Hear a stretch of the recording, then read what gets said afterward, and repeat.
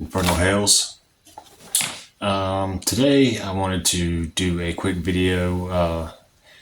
I did make a post the other day about sharing occult experiences that people have had, and I got an email from a Johnny Khan. Shout out to you. Check out his YouTube because he has some pretty good music and videos and stuff. Seems a lot of really occult oriented stuff. It's pretty sick. But shout out to you. I'm going to read your experience. This is pretty much what he emailed me. Okay. I was already on the left-hand path as a beginner and relied mostly on a more experienced bruja to help me with rituals. All my life I had experienced sleep paralysis, which gradually evolved to me seeing ghosts and hear them as well sometimes. About a couple of months before my dog ended up passing away, I felt a presence in my bed that held me in its arms and gave me a warning that my dog would die soon. Please bear in mind, my brujo did a ritual for Lamia to be my guardian demon. I still can't find a lot of info about her. Please let me know if you know about her. This dog, by the way, was very interesting. Toy poodle gift from my sister. He would sometimes howl randomly very early in the morning around 2 or 3 a.m. One day I was watching Born on the 4th of July at my parents' house, a movie where Tom Cruise's character gets paralyzed in Vietnam. My parents were coming back from a trip in Mexico. They had to carry my dog in because he lost movement in his legs. After a couple months of helping the dog have a better quality of life, he sadly passed away. Next day, I fell asleep listening to astral traveling guides on YouTube. I had a dream I visited a plane that was vivid with other animals. I glided through the sky like Superman. I landed in a meditative pose and saw my dog among the animals. A couple days later, I had a lucid dream and asked out loud to see my dog again. This was in a dark room with nothing in there, and a deep voice, which I believe was demonic, said, "You can do anything here."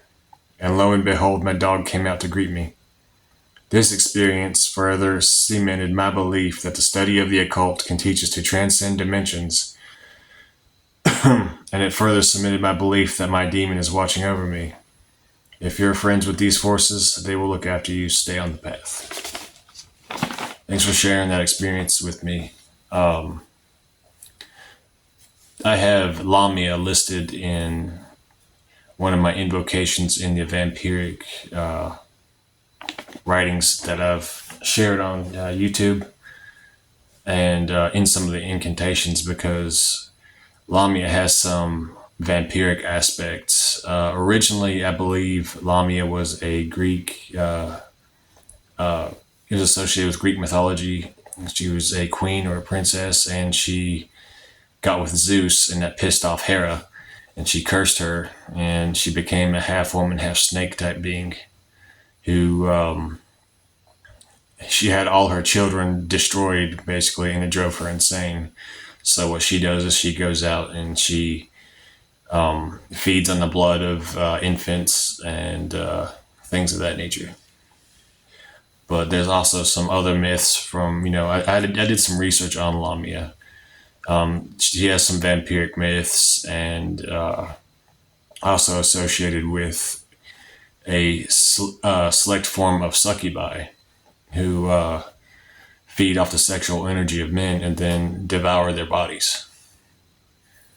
It's also used as in some folklore, it was used as like a boogeyman type entity, to scare children from doing different things. But yeah, that's what I know about the Lamia. It's really interesting that they set the Lamia or a Lamia, maybe a succubus type or darker type entity, as your protector. That would definitely be a really potent protector. And it seems like she has links with death, giving you signs that your dog was going to pass away. that had to be a pretty tough time, and sorry for your loss. That's pretty tough. Anytime you lose anyone or anything that you care about.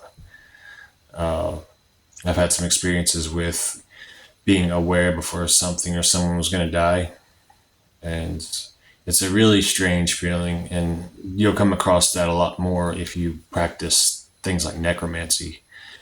You'll get a sense for the death current and get a sense of when things are going to happen, you know.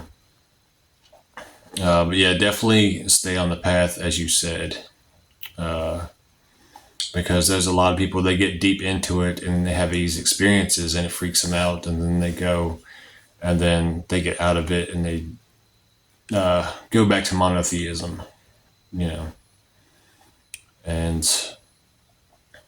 it takes a certain type of person to actually dive into these things and stick with it, because the veil that's, you know, the illusion that's in everybody's eyes about reality is ripped away when you start practicing the occult, and you see how multidimensional things are, and you see how intense things can be and what you can actually accomplish. As that being said, you can do anything here on the astral realm. Anything you visualize, you can manifest. And just thinking about that, it just shows the limitless possibilities that is the void, the astral plane, the very fabric of reality shifting to your mind and your visualizations. But yeah, if anybody watches this video, has any occult stories that they would like to share and would like me to share, please email me. And probably next week or a week after next, I will get to it and upload the video. And as I said, check out Johnny Khan's YouTube. He's got some cool music, some videos, and selections of stuff like that. But the Grimoire of Lilith is pretty much almost complete. I just need to fine tune some of the sigils. It's definitely been a hell of a journey, and I'm going to be very busy with the editing and the some research, because I'm going to add a research section to it to where it's not just going to be personal gnosis and, you know, channeled work, but also have historically verifiable sections in the book to add to it. But yeah, as I said, if anybody has any ghost stories, occult, paranormal type experiences, please share, and I'll definitely give you a shout out and read it. Yeah, Hail Lilith.